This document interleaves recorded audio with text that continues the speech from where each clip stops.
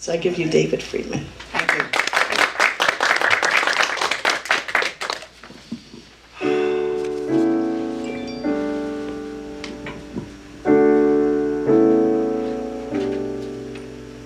I have tried everything I could, and I don't know which way to go. I have reached, I have run, I have grabbed for the sun, and the answer has still been no. I have given it all I've got, and I've done everything I should. I have worked, I have tried, I have prayed, I have cried, and it hasn't done any good. Now I'm reaching the end of my rope, and I find myself giving up hope, 'cause I'm feeling so empty inside. But there's one thing left that I haven't tried. Give up, give in. It's clear that I just can't win. Let go, don't fight. Stop trying to make things right. Everything that I've tried has failed. Every plan that I've had fell through. Now there's nothing to give me a reason to live, and there's no more that I can do. So I'm wondering why I'm here, and I'm asking why should I stay in a world that abuses me, batters and bruises me badly day after day. But the answers are not in my mind. When I'm searching there, all that I find is a future that's based on the past that keeps telling me surrender at last. Give up, give in. It's clear that you just can't win. Let go, don't fight. Stop trying to make things right. God, I offer myself to thee. God, if someone is gonna come through, it's gonna be you, not me. I give up, I give in. It's clear that I just can't win. I let go, I won't fight.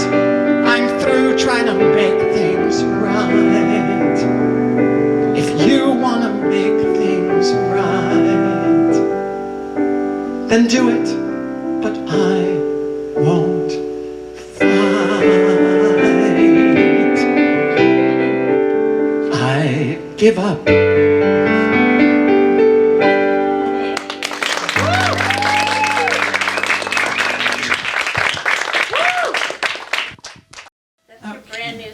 That's a brand new song. Actually, I wrote the lyric many years ago. It's in my thought exchange book. And when I was preparing for this talk, I said, let me pull it out.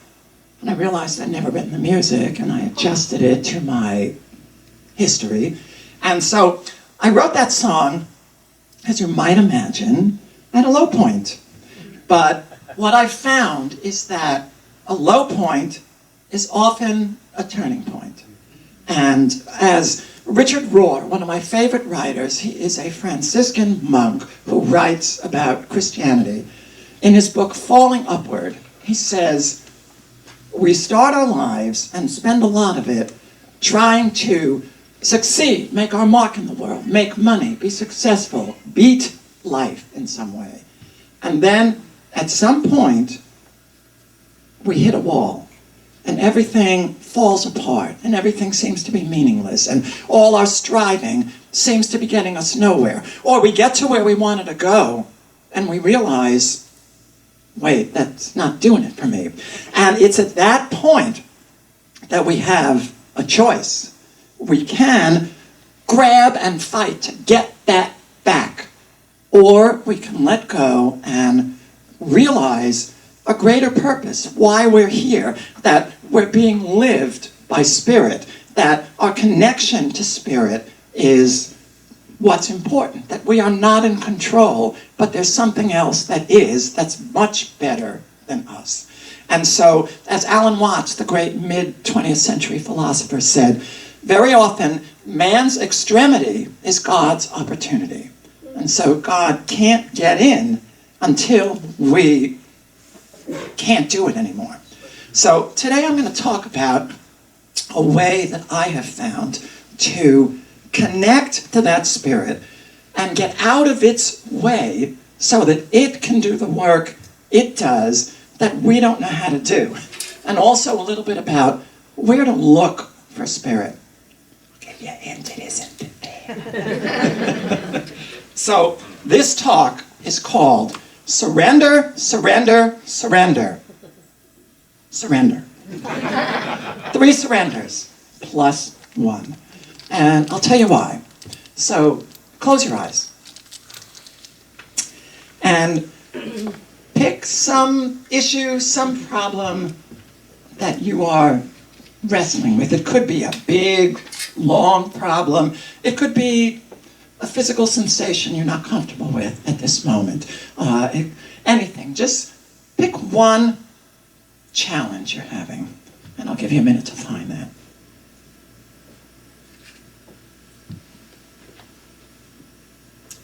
Okay, now what I want you to do is surrender to it.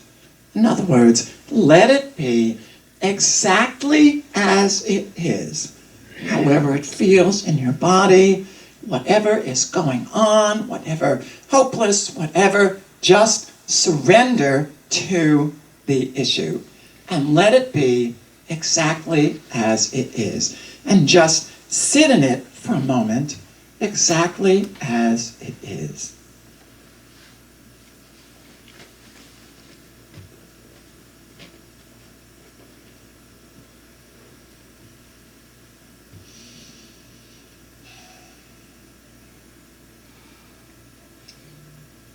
That is surrender number 1.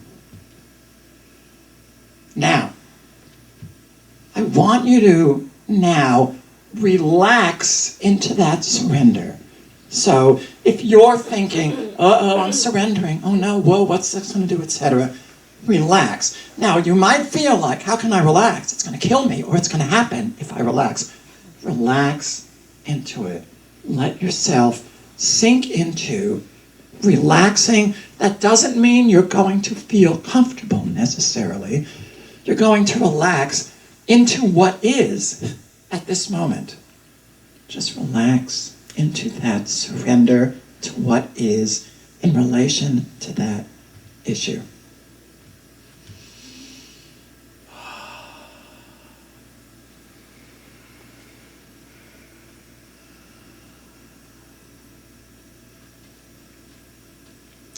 Okay, now you may notice, this is something we talk about in thought exchange, that when you relax, your protective army of thoughts pops up and says, oh no, we got to do something. I got to change this. This is terrible. This is good. What if this? What if that? All these thoughts come up. Notice them, and you're going to perform a slightly different kind of surrender. You're going to, surrender can mean give up, give in, but it also means let go of, like surrender your money or surrender your driver's license. So you're going to look at those thoughts. You're not going to fight with them. You're not going to change them. They are there.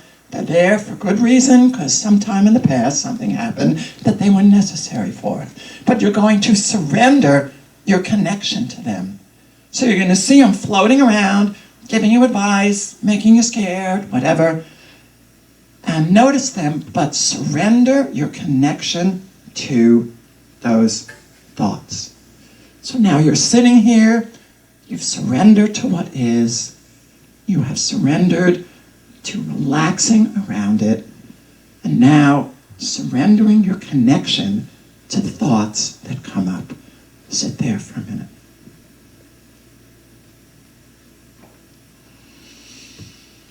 Just notice them. They're just floating around there.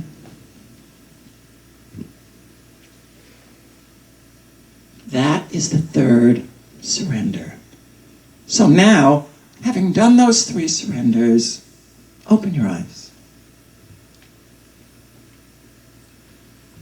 So the next question might be, what does surrendering do? You may notice you feel calmer, more centered, because you're here, where you are anyway. You may be nervous, something may have, who knows what, but you've surrendered. And how does surrendering lead to solution? How does it lead to growth? How does it lead to possibility? The answer is, surrender is not the solution. Surrender is what makes the solution possible. Surrender is the getting all of our junk out of the way so that something else can operate. Now, often we're afraid to surrender because we think, if I surrender, then nothing's going to happen. Like right now, I'm in a period in my career where, to my mind, nothing's happening. I mean, like a seed growing, who knows what's happening, but I think nothing's happening. So my mind says, get out there, push, fight, yell, scream at people who aren't giving you stuff, stamp your feet, whatever it's telling me to do. So I think if I surrender, then I'll never get a job again. But that's not the way it works, because we have a huge fallacy in our thinking very often. We think that we are doing it. We think we have to do it. We have to make things happen. And the fact is, we can't possibly make things happen because that's not the way it works. We are not what make things happen. One of my favorite things that many of you have heard when someone says, I finally decided to give up control. And I go, you had it?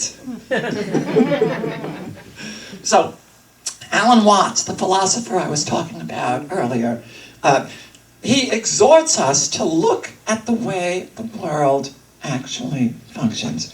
The world is a ball spinning in space by itself. The wind blows by itself. Our hearts beat by themselves. We digest food. We don't do it. It does it. And so we ask, well then who or what is doing it? And we made up the word God or Spirit to describe something we can never know, but which we can make use of. I don't worry much at 5 o'clock in the morning whether the sun's going to come up. It just does. And so does everything, if we notice it. So we made up God. So the question is, we can't know how God did things. We can't take control. I remember I was doing a reading of a new show with Kathy Lee Gifford, and Kathy is a very religious spirit, I wouldn't call her religious, she's a very spiritual person, and very fundamentalist, and so she pulled me aside and said, let's pray. And she said, God, we know that we are in your hands, and that this reading today, and whatever the outcome, is in your hands. And I looked at her and I said, I'm going to leave it with God for a couple hours, but if God doesn't do a good job, I'm taking it back. Like that would be possible. So, the thing is, how do we get ourselves into a position where we can avail ourselves of this automatic, trustworthy way things work that we don't control, but we are the beneficiaries of if we let ourselves. So, if you look at any spiritually based healing program, it always starts with some form of surrender. It starts with, I am powerless. You look at any 12-step program, it starts with, admitted we were powerless. And people come in and they don't want to do that. Because then what am I going to do? And I had one person who came into Al-Anon, and she told the story of, her husband's drinking and all that. And afterwards, I talked to her and I said, how'd you do today? And she said, okay. She said, it's a little bit daunting. And I said, yeah, because you're right where you need to be. Step one, you're powerless. And she said, oh, I know I'm powerless. I'm just trying to figure out what to do about it. And so that is always our tendency. But when you really, in a 12-step program, surrender to that you are powerless and really get it, only then do you just start to think, well, if I'm powerless and things do happen, what is powerful? And you start to think, maybe there's a higher power, a spirit, a God, or whatever you want to call it, that can do what I can't do. And then you start to say, okay, I'm going to hand myself over to that power. And then you are open to it. You say, I'm going to let that power work. That is the fourth surrender. You surrender to things exactly as they are. You relax around that. You surrender your connection to your thoughts about it. And now you are open to the workings of higher power. So anytime you have a problem, or anytime you feel uncomfortable, which often happens when good things happen, you go bam, bam, bam, bam. Surrender, surrender, surrender, surrender. And there you are, empty, and in the path of a wide open highway of spirit, in the path of inspiration, divine ideas, synchronicities, coincidences, things that seem to come from the outside even, because spirit knows that it's connected to everything and everybody. It is everything. We cannot possibly get that mentally. We can walk around saying, oh yes, we are one, but wait a minute, you are. It always comes to a you, because we can't in this realm do it. Spirit, and the thing about spirit, we don't hear it, we don't see it, we have no idea how it works. That's why everything that happens in spirit, we call it a miracle. It's not a miracle at all. It's the working of spirit, but it knows how to do it, and we get in the way, and it's sitting there ready to do it. So what our job is to open the channel to spirit, period. We don't tell spirit what to do, how to do it. I liken it to turning on a ceiling light. When you want to turn on a ceiling light, if you go directly to the ceiling light and poke it, nothing's going to happen, because the source of the ceiling light is electricity. You go to the wall switch, you switch it on, and then what happens from there, you don't shove the electricity through the wall. What happens from that moment of opening on is none of your business and cannot be understood. Even if we understand what electricity is, I often have conversations with doctors, and I say, why does an aspirin cure a headache? And they say, well, because the salicylic acid and it combines with the neurons. Why does that cure a headache? Because headaches are caused by this. Why? Under that is cause. Because that's the way it is, the law of nature. So we're responsible for flipping the switch. And then our intention to turn on the light is expressed in that flipping the switch. And then we're done. Then that's it. Now, for instance, Amy Semple McPherson, the great faith healer, she said, I am only the receptionist, but the doctor is in. So she was aware that it was not her. Jesus said the same thing. It is not me that my hands are on you that is healing you. It is, I am opening up something in your consciousness that lets the perfect healing in immediately. So, the reason surrender is challenging is because it's counterintuitive. We want to take control. We're scared because we can't see the workings of spirit. We can't get our hands on it. We don't know how it's doing it. And so our instinct is to grab it. And this I really learned when I learned how to drive. And in driver's ed, they taught us how to handle a skid in a car. When your car starts to skid, every bone in your body wants to slam on the brake to stop it and turn away from it. You do that, you end up in a ditch. You learn that even though you instinctively don't want to do it, you take your foot off the brake, you turn right in the direction of the skid, which is like you go right into surrendering.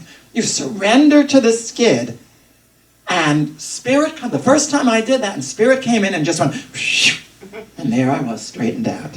And I thought, how does this happen?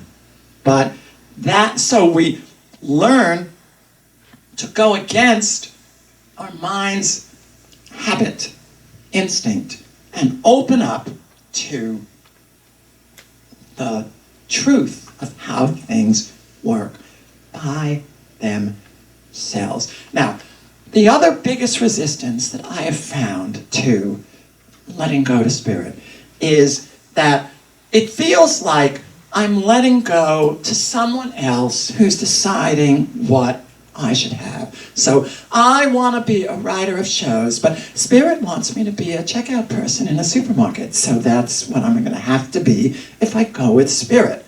But the point is this. I mean, I used to hate it when my father would say, "Oh, I know you better than you know yourself." And yeah, because it takes away your autonomy. But the point is that Spirit is you. What is God? I am.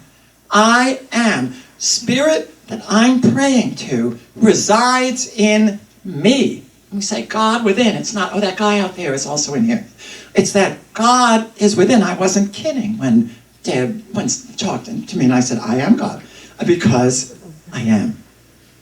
You am too. And so the thing is, when you are asking Spirit to take over, you are asking that part of you, that 99.9% that you are not mentally aware of, but that is you, to do its bidding. Its bidding must be your deepest desires. Oh, I want this, I think I want that, I want that. This really knows, because it is you in your deepest. So I notice when I say the serenity prayer, God grant me the serenity to accept the things I cannot change. I'm praying, David, grant me the serenity. The serenity is there. David, allow yourself to experience this serenity. Allow yourself. So I'm praying to me, and me has all the answers. Not me.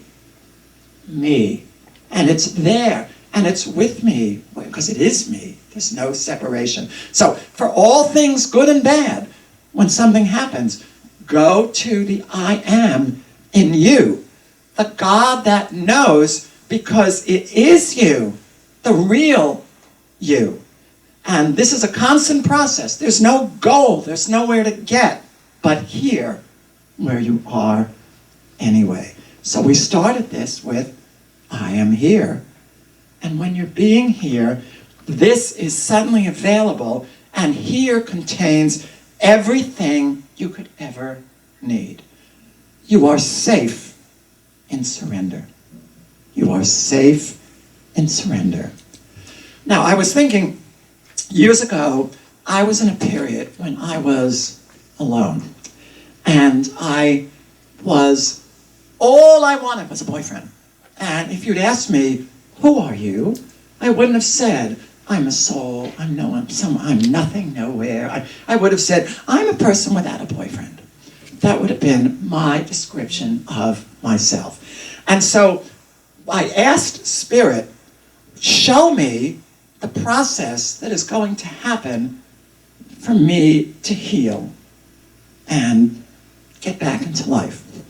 And so I opened up, and this song, Spirit gave me a song, as it usually does.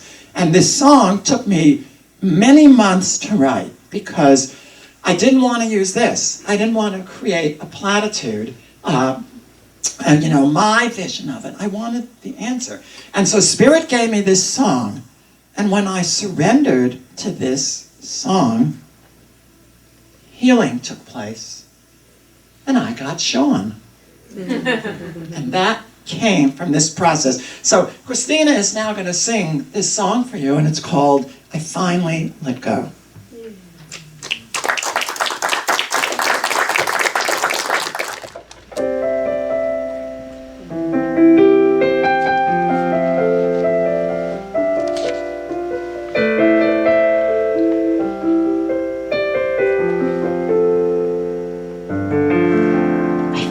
Let go of waiting around for one dream to come true. I finally said no No more living as though there were nothing to do but search for one love. And if that love didn't come along, was I nothing? Was life nothing? I finally said, hey, get out of the future, start living today. I finally said, wow, there's so much to be thankful for right here and now, and I'm missing it. Missing the smiles of my friends, missing the beauty that lives all around me, and the sunsets and the music. The music. I finally said, why keep reliving the past till the day that I die? I finally said, gee, if it's gonna be different, it's gonna be me who changes it. Me who lets go of the pain. Me who surrenders to this very moment, to the heartbreak and the sadness and the passion and the longing and the feeling. The feeling. And then I went deep inside, and there I finally cried for all of the wishes that never came true, and all of the great things I wanted to do, and all of the dreams that I never would know. And I let them go. I let them go. And I finally could say, if there's no more than this, I can still be okay. I finally could see it was more than enough to be here, to be me, living every day. And when I was finally aware that when I'm alone, there's still someone there, and that someone is me. That someone is me. Then I finally found peace, 'cause then I finally knew that happiness comes from inside of me. And then, only then, I found you.